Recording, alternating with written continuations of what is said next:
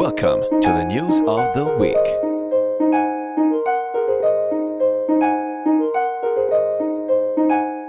On passe maintenant à un thème que je trouve fondamental, qui est celui de l'impact des réseaux sociaux comme contrepoids citoyen. Et pour débattre sur ce thème, nous avons invité Dr Ashraf Ayadi. Donc, Dr Ashraf Ayadi est un professionnel du conseil dans le secteur financier depuis plus de 10 ans. Il est engagé comme étant le vice-président de l'Institut euro-maghrébin d'études et de perspectives. Il est très impliqué aussi dans les débats économiques concernant la Tunisie post-révolutionnaire, puisqu'il anime et participe à des conférences sur des thèmes d'actualité de la société civile et de l'économie tunisienne. Il est aussi intervenant dans plusieurs médias francophones et arabophones internationaux. Et enfin, il est docteur, enfin, on ne peut pas le résumer, mais il est docteur de sciences de gestion chez Télécom École de Management Sud Paris. Et il a plusieurs certifications professionnelles, dont celle de l'autorité des marchés financiers. J'espère que... Bonsoir. Bonsoir, ça vous décrit bien. Donc, docteur Ayadi, vous êtes parmi les leaders d'opinion en Tunisie, puisque vous êtes très connu dans les réseaux sociaux, notamment Facebook et Twitter, pour vos interventions qui ne sont pas virulentes, mais qui sont polémiques et qui sont justes, qui sont profondes. Donc, quel regard portez-vous sur les réseaux sociaux, en particulier dans la Tunisie de l'après-janvier 2011, c'est-à-dire la Tunisie post-révolutionnaire? Donc, merci beaucoup pour l'invitation. Je souhaitais saluer l'initiative et remercier Minas Talent et Télécom Monde Arabe pour l'invitation. Je suis très heureux d'être dans cette institution que j'ai eu l'occasion de fréquenter indirectement puisque je suis diplômé d'une institution qui fait partie de la même grande maison Mines Télécom. Pour répondre à votre question, il faudrait en fait distinguer 3 temps.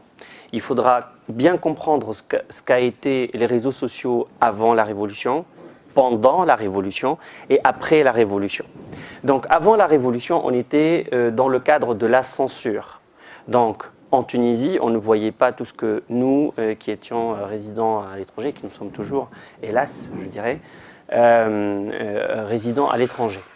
Et donc dans ce cadre-là, Facebook, Twitter était vraiment très marginal, pratiquement inexistant. Facebook était un réseau réellement social et sociétal, partage de musique, des activités quotidiennes, vraiment très personnelles. Mais il y avait avant la Révolution une blogosphère très active. C'était très souvent des jeunes qui ont ou qui avaient des convictions fortes, pas forcément des convictions au sens politique, au sens pur du terme, mais je dirais, ils avaient des convictions fortes, ils écrivaient des textes pour défendre leur point de vue, pour critiquer des postures, etc. C'était une période très intéressante. Pourquoi? Parce qu'il y avait une vraie production intellectuelle à cette époque-là. Alors, après, on passerait dans la phase de la Révolution. Dans la phase de la Révolution, c'est là où un outil comme Facebook a quand même émergé de manière significative. Pourquoi?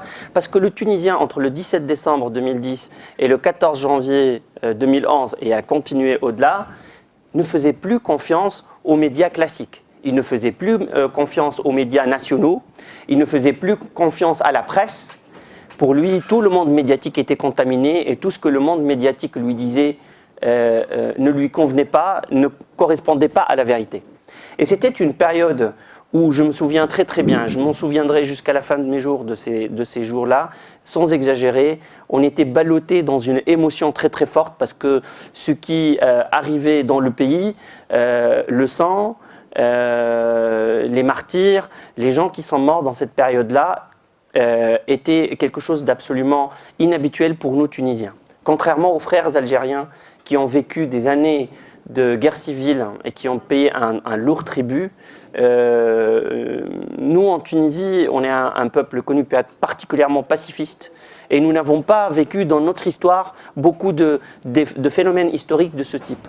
Donc c'était à la fois bouleversant, choquant et c'était aussi une période très importante pour les Tunisiens parce que c'était la période où la censure s'est arrêtée à un moment donné.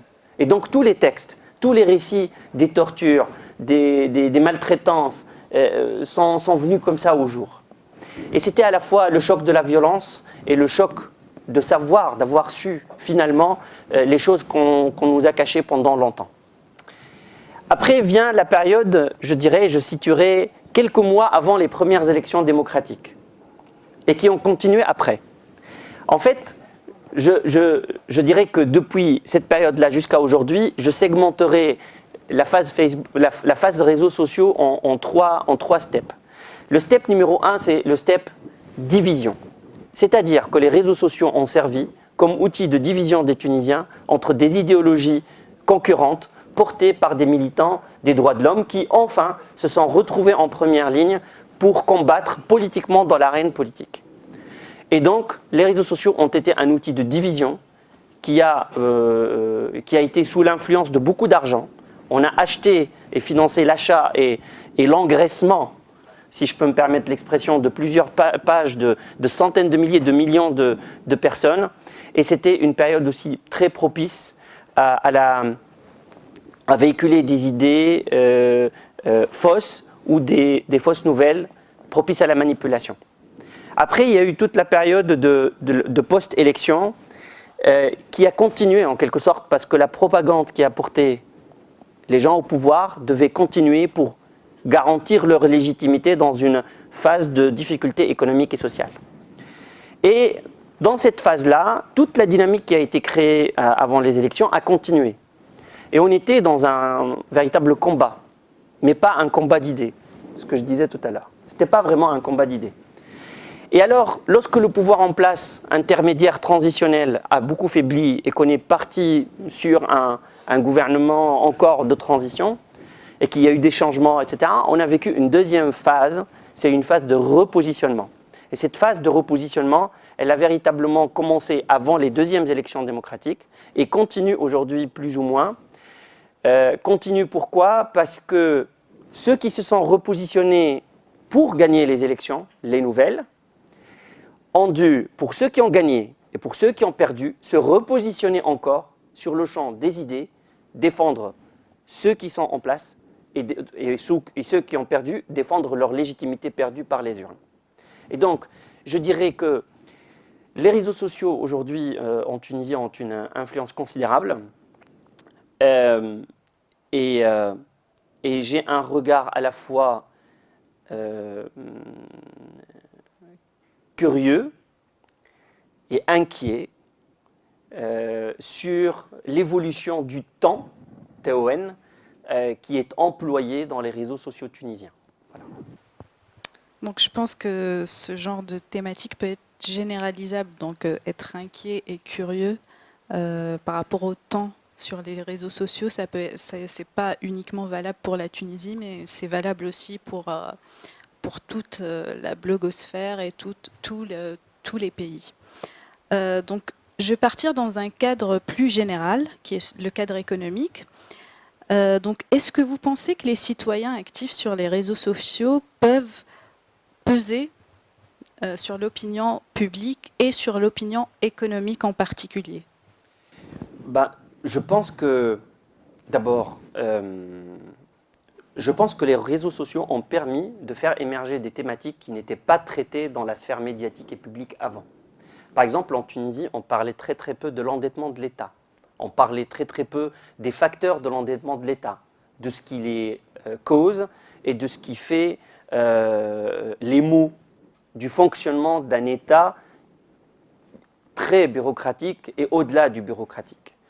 On a très peu parlé aussi de la corruption. On a très peu parlé dans la sphère publique, avant les réseaux sociaux, de la corruption de l'administration. Cette fois-ci, la corruption de l'administration, elle pouvait être documentée par des photos, par des vidéos, par des documents qui ont été filtrés, ou par des fonctionnaires qui veulent jouer les chevaliers blancs, mais aussi par des citoyens qui s'insurgent contre l'absurde bureaucratique. Il y a aussi des thématiques du type de la contrebande, par exemple. La contrebande dans un pays qui a traditionnellement, pendant de longues années, a ouvert ses frontières libyennes, sans visa, également algérienne, mais il y a moins de problèmes, paradoxalement, sur la ligne algérienne que sur la ligne libyenne. Parce qu'il y avait un embargo, la Tunisie a été le poumon économique de la Libye pendant très longtemps. Et lorsque l'aéroport de Tripoli était fermé, c'était l'aéroport de Djerba qui était une annexe de la Libye, en quelque sorte. Et je pense en fait que les gens ne se sont pas rendus compte que tout ce trafic qui était illégal selon la loi, mais qui était rentré dans les mœurs par la force des choses, parce que dans les régions du Sud qui sont concernées essentiellement par cette contrebande, il y a très peu d'industrie, il y a très peu de services, il y a très peu d'alternatives pour l'emploi. Donc l'État devait et avait l'obligation de tolérer tout cela, alors qu'aujourd'hui, dans les réseaux sociaux, il y a un certain recul.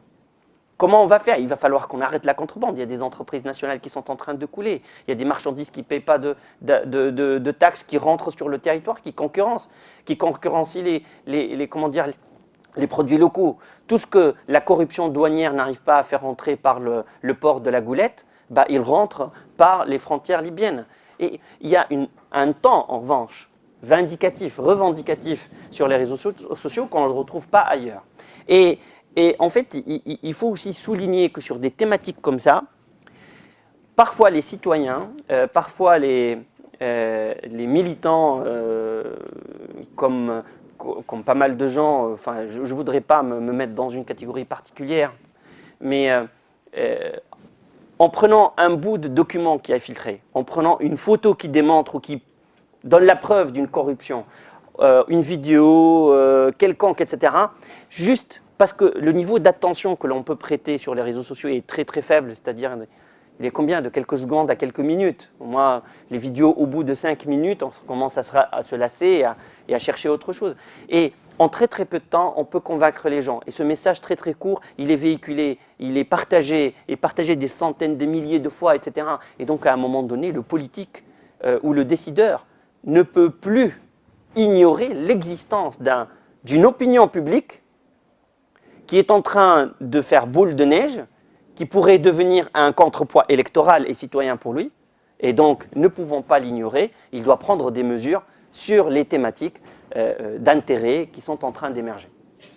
Et personnellement, moi qui a beaucoup profité en fait, des réseaux sociaux, parce que lorsque je ne trouve pas le temps matériel d'écrire un article, j'arrive quand même à faire quelques graphiques avec quelques indications et une explication en 4-5 lignes. Et derrière, je laisse le graphique. Et au bout de quelques jours, c'est des centaines de shares qui sont faits, et des gens qui posent des questions, un vrai débat qui s'engage. Mais il y a aussi les défaitistes, les amateurs de thèses complotistes qui vous disent « Mais qui êtes-vous? Mais qu'est-ce que vous en comprenez, vous, la finance publique ?» Et il y a un ancien, je vais vous raconter aussi une histoire récente, un ancien directeur général à la Banque centrale Tunisie. Donc directeur général, c'est la ligne juste en dessous du gouverneur, du vice-gouverneur pour la Banque centrale de Tunisie, qui venait sur un forum me dire « Mais vous, monsieur, mais qu'est-ce que vous y connaissez, vous, sur la politique monétaire? Vous venez nous embêter avec votre opinion, votre avis sur tel ou tel truc, etc. » Eh bien, le monsieur, je lui ai fait une réponse assez longue, il faut dire, par rapport à ce que j'aurais dû, et il n'est plus revenu. Il n'est plus revenu parce que cette personne, très qualifiée par ailleurs, qui a pris sa retraite, a passé toute sa carrière dans une maison. Il connaît cette maison et les moindres recoins qu'il a. Il a vécu toute sa vie entre les papiers et il a vu l'émergence des premiers ordinateurs qui arrivaient. Il faisait les calculs statistiques avec les mains et avec la calculette. Et donc il a tout appris, il a considéré il s'est longtemps tellement investi dans sa tâche que jamais un petit jeune de moins de 40 ans viendrait lui concurrencer, d'autant plus qu'il est dans le secteur financier et pas dans une banque centrale. Et même si ce petit jeune était dans une autre banque centrale dans un autre pays, il n'a pas la légitimité suffisante pour lui donner un avis contraire, économique, technique, sur la politique monétaire, sur ce qu'il aurait fallu faire, etc. etc. Alors qu'aujourd'hui, on est dans une ère où l'on peut apprendre tous les jours. Ce qui s'apprenait hier en 10 ans, on pouvait, avec quelques cours d'e-learning, plusieurs heures d'investissement, l'apprendre. Et c'est pour avoir la légitimité face à des personnages parfois très durs que j'ai dû, par exemple, passer une formation, une certification en fondamentaux de banque centrale et politique monétaire aux Nations Unies. Donc je suis certifié et je me sens à l'aise avec ma certification AMF et avec ma certification des Nations Unies aujourd'hui pour dialoguer avec un banquier central, ne pas être d'accord avec lui et peut-être espérer lui faire changer d'avis. Donc pour continuer dans le thème de l'économie, quelle relation pensez-vous qu'il y a entre les médias traditionnels et les réseaux sociaux? Est-ce que vous pensez qu'il s'agit d'une coopération ou plutôt d'une concurrence et pourquoi? Moi, je pense qu'ils ne sont ni dans une relation de coopération proprement dit, ni dans une relation de concurrence. Je pense qu'ils sont dans une relation de dialectique, c'est-à-dire l'un alimentant l'autre, sans qu'il y ait eu à un moment ou à un autre un accord pour qu'ils puissent s'alimenter les uns les autres. C'est-à-dire les réseaux sociaux, sans la production audiovisuelle des télévisions et des radios, qu'est-ce qu'ils vont partager comme élément de preuve? Qu'est-ce qu'ils vont partager comme élément d'influence? Ils n'auront pas de la matière. Mais en même temps, toutes les chaînes télé ont créé des profils Facebook, republient des vidéos de leurs émissions sur les pages Facebook avec l'espoir que quelques pages bien garnies puissent partager leurs vidéos, certaines opinions, certains débats polémiques, un bout d'intervention qui ferait réagir, etc., etc. Donc, je ne dirais pas que c'est une coopération, je ne dirais pas que c'est une concurrence, je dirais plutôt qu'on est dans une forme de dialectique. Voilà. D'accord, merci beaucoup. Enfin, je voudrais parler de la génération Y, plus particulièrement de l'activité de la génération Y dans les réseaux sociaux. Donc la génération Y, elle est très active sur Twitter, sur Facebook et autres, mais pas suffisamment investie. On peut blâmer la génération Y aujourd'hui d'avoir un panel assez large, mais de ne pas être assez en profondeur. Est-ce que vous pensez que ce genre d'interprétation est juste? C'est-à-dire que est-ce que les jeunes sont vraiment pas suffisamment investis dans la sphère politique, publique, sociale, bien qu'ils soient très investis sur les réseaux sociaux? Et quels sont les facteurs qui pourraient changer cela? Alors, d'abord, de quoi parlons-nous? La génération Y, c'est à peu près la génération qui se situe qui sont nés entre 80 et 85, disons plutôt plus proche de 85 que 80, mais il n'y a pas de ligne de démarcation claire en fait. Cette génération-là, elle est venue dans un monde où Internet existe, où les téléphones mobiles existent et sont à la portée de tout le monde.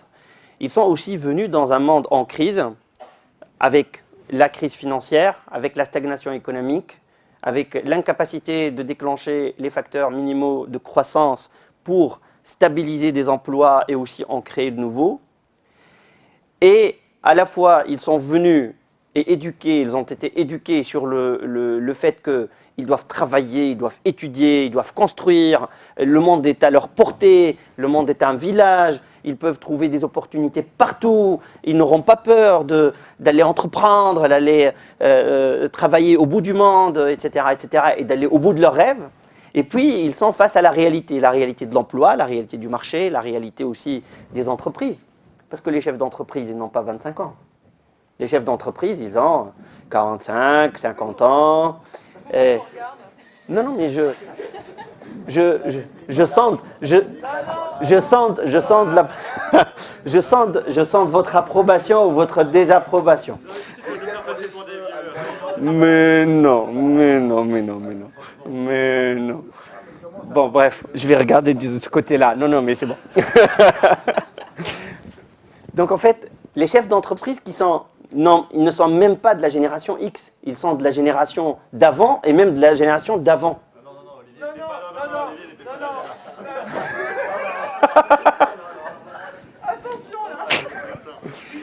Et donc, non, mais Twitter est à la fois une entreprise jeune, mais une entreprise à l'esprit jeune. Moi, je parle des grandes entreprises, les grandes entreprises où tous les jeunes aujourd'hui rêvent de travailler. Lorsque vous rentrez chez une très très grande entreprise, vous pouvez tout de suite déchanter. Pourquoi déchanter? Parce qu'il y a des procédures. Parce que pour installer un Firefox sur son poste, il faut passer par un admin et par un desk bureautique, etc. Il peut passer des mois avant qu'un logiciel que vous pouvez installer avec un clic sur votre propre PC puisse s'installer sur votre poste professionnel. Vous ne comprendrez jamais. Génération Y ne comprend pas pourquoi est-ce qu'on prendrait autant de temps pour installer quelque chose qui est à sa portée normalement. La génération Y, elle se pose toujours la question, mais pourquoi alors que ça ne marche pas comme je m'attendais à ce que ça marche?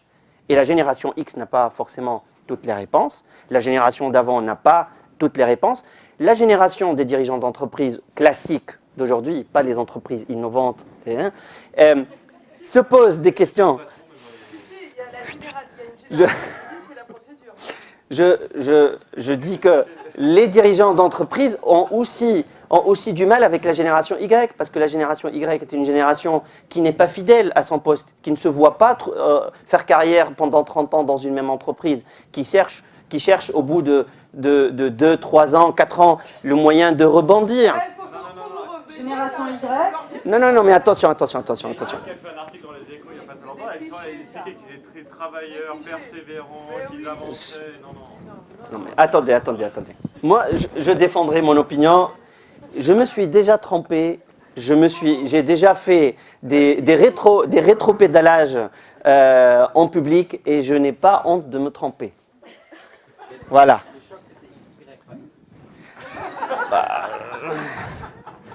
Non, mais vous... Nous, on est des X camouflés, en fait. On est des Y cachés. On a fait de génération Y. C'est ça? En fait, on s'est trompé. Vous êtes des Y tardifs, c'est ça? Ouais, c'est ça. Moi, j'assume très très bien le fait que je suis borderline. Je suis né en 78. J'ai parfois tenté de comprendre est-ce que je suis plutôt dans les Y ou dans les X, mais j'ai la conviction et je me suis testé moi-même et je sais que je suis plutôt de la génération X, de toutes les façons. Je l'assume très bien, ça ne m'empêche pas de dormir. Mais pour répondre, contrairement à d'autres personnes, bien sûr que je ne citerai pas. Donc, moi je pense que... Il faut savoir qui a sur son smartphone Clash of Clans.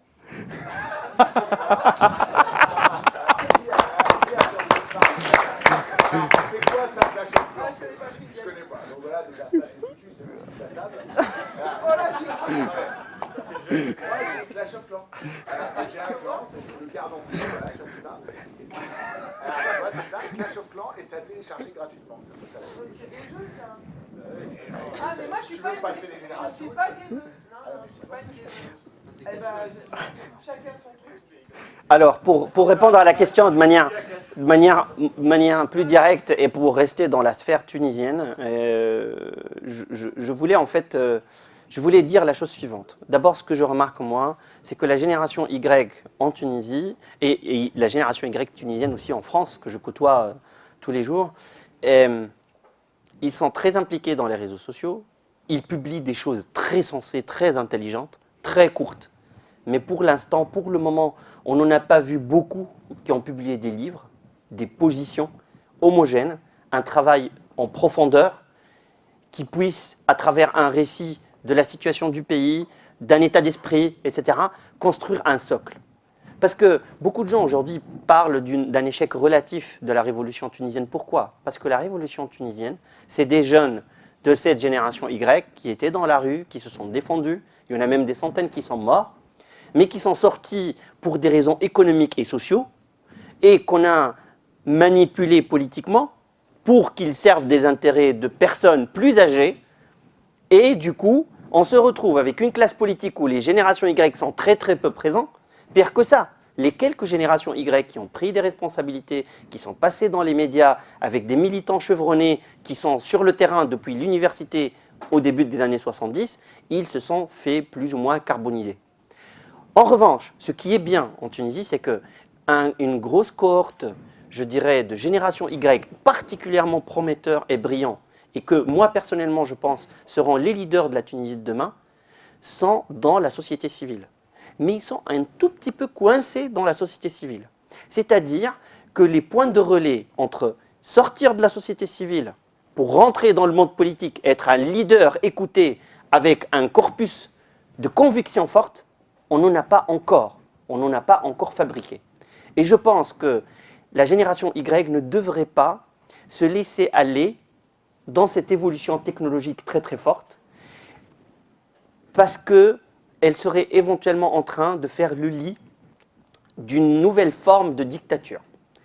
Une forme de dictature du like, du share, du comment, une culture du fast-food intellectuel où l'on consomme, où l'on apprécie des clichés, des petits jets intellectuels et l'on n'arrive pas à apprécier une construction intellectuelle de bout en bout. Et c'est ce qui bloque, moi c'est mon explication, c'est ce qui bloque la génération Y pour passer de la classe militante, pour organiser des conférences, avoir la capacité d'être présent, de porter un micro, parce que porter un micro et être debout sur une estrade, ça ne s'apprend pas, c'est pas facile. Et ça ne s'apprend pas facilement. Il y a des gens qui ont des dents, d'autres qui apprennent avec plus ou moins de bonheur. Et cette génération-là, ce qui la bloque entre de la société civile qui surveille les politiques, qui surveille les élections, qui est aussi très connectée avec le réseau des médias étrangers, des ambassades étrangères, pour passer en première ligne du leadership et prendre en main un pays que personne ne veut réformer, parce que personne ne veut perdre le siège sur lequel il est assis, cette génération-là doit construire un corpus intellectuel et déterminer une cible commune à très long terme pour tout le monde. C'est une fois que cette génération-là aura la capacité de construire une cible commune qui fédérerait un peuple, c'est uniquement et uniquement comme ça qu'on pourra engager les réformes qui sauveront l'économie tunisienne et qui aussi sauveront la société de ce torrent de likes, de shares, de tweets, parce que nous avons besoin de partager, mais nous avons surtout besoin de partager un destin commun. Un destin commun, ce n'est pas un like, ce n'est pas un share, ce n'est pas un tweet. Voilà.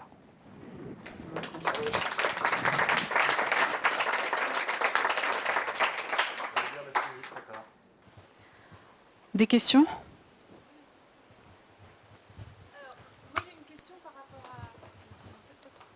Donc, bonsoir, Karima, moi je fais partie de l'équipe de Minas Talent.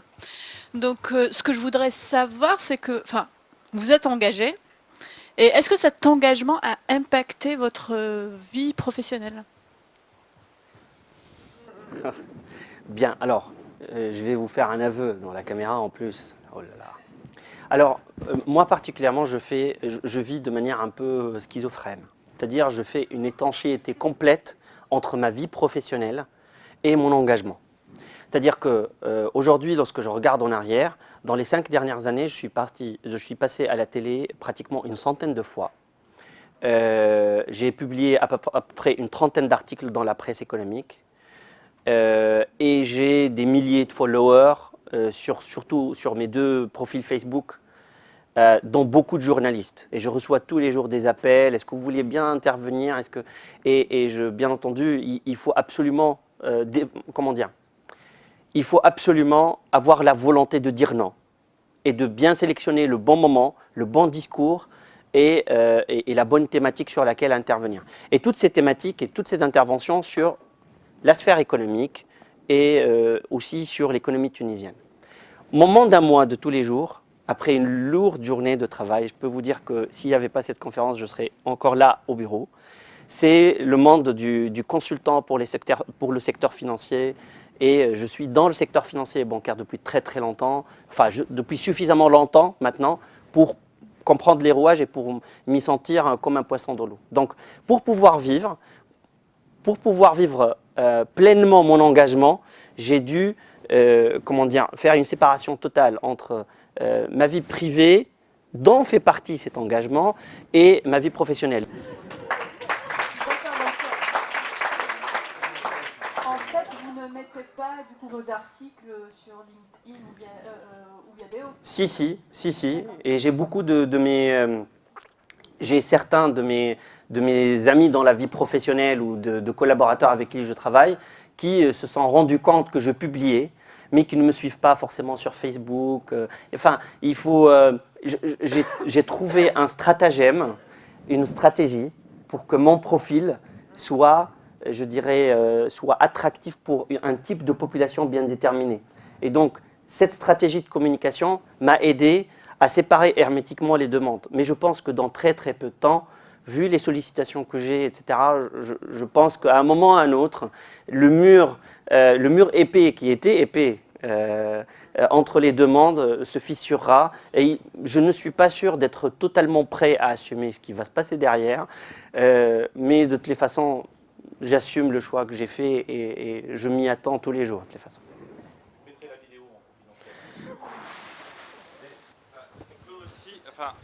Je crois qu'on peut aussi arriver à publier tout à fait sur des autres sujets que ces sujets professionnels, tout en gardant finalement des compétences professionnelles. Enfin, moi, clairement, j'utilise aujourd'hui les deux médias. Je diffuse sur l'information à la fois sur mes engagements et puis sur mon monde professionnel.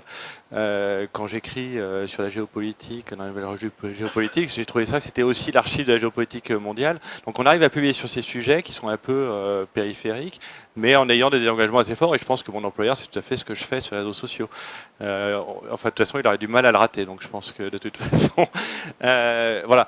Mais on arrive aujourd'hui aussi à gérer les deux et à gérer efficacement les deux en ayant à la fois un sujet professionnel et puis aussi de montrer son ouverture d'esprit, montrer qu'on peut traiter d'autres sujets sur ces réseaux sociaux et puis s'intéresser à d'autres thématiques. Ce soir, on est là pour traiter de la génération X et la génération Y. Très honnêtement, c'est pas mon travail. Mais pourtant, je suis là et je pense que mon employeur le sait, donc c'est pas un problème. Il me semble assez difficile de pouvoir, moi je suis étonnée là, je vais aller voir les profils après, mais de pouvoir vraiment cloisonner, je sais pas, mais il y en a ici qui n'ont jamais googlisé quelqu'un? Ah d'accord.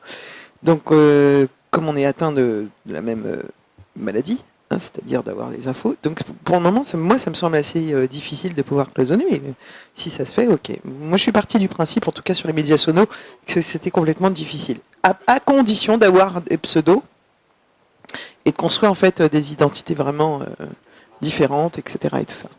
C'est pas le cas. Eh ben.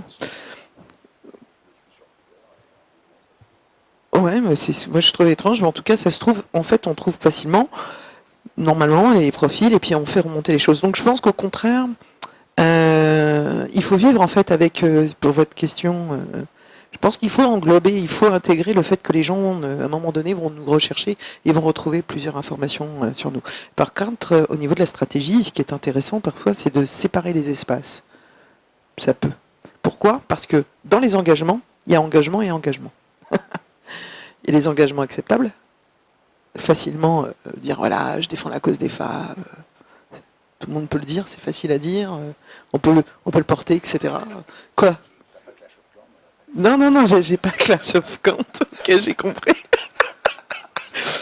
Je vais jouer, puis après je reviens.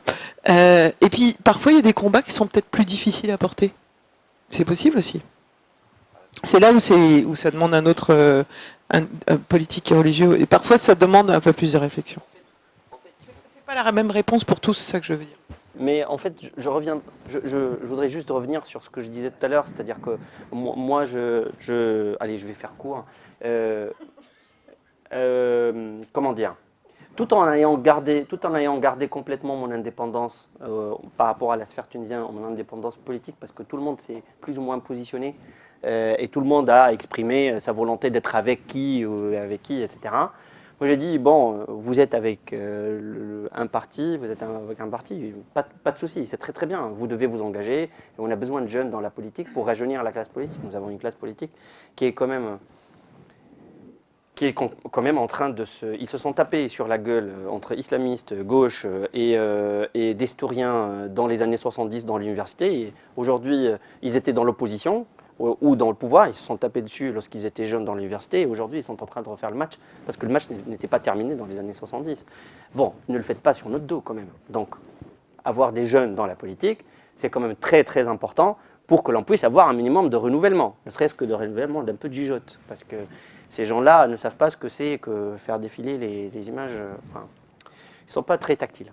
Bref, donc ce que j'essaie de dire, c'est que en intervenant contre ou en m'exprimant de manière indépendante contre certaines politiques économiques, par exemple, je suis allé jusqu'au clash avec un des ministres des Finances tunisiennes live sur une chaîne France 24 arabe. Je l'ai clashé en direct, il m'a clashé en direct, on a été mauvais tous les deux d'ailleurs. Je me suis beaucoup reproché cette expérience parce que j'ai jamais été aussi énervé dans un débat que ce jour-là. Mais ces gens qui, parce que soi-disant ils ont un parcours plus lent que le nôtre, viennent nous donner des leçons alors que leur avenir, il est derrière eux et notre avenir à nous, il est devant nous, il n'y a pas de leçons à recevoir de leur part. C'est à nous de construire notre avenir et ce n'est pas à eux de décider de ce que nous devons construire pour nous-mêmes et pour nos enfants. Et donc, ces gens-là, ils ne devront pas passer. Et je n'ai pas besoin d'être apparenté à quiconque pour le faire. En revanche, je paie très très cher cette indépendance. C'est-à-dire, on peut vous accuser d'être proche de tout le monde et ami de tout le monde parce que vous cherchez le train gagnant qui passera, vous allez monter dans le wagon, etc. Vous mettez vos œufs dans tous les paniers, etc. Donc on va vous soupçonner non pas d'être indépendant, non pas d'être au service de la patrie, mais d'être au service d'un ego surdimensionné ou d'une vision très personnelle de ce que vous vous imaginez être ou de ce que vous vous imaginez devoir être. Et donc il va falloir lutter, il va falloir continuer. Et moi j'encourage la génération Y et les retardataires de la génération X de se battre pour l'avenir. L'avenir est à nous. Merci.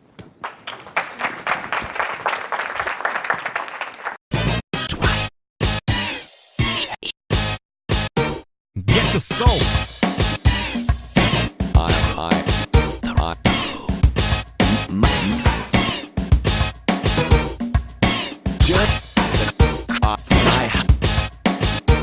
Get the soul.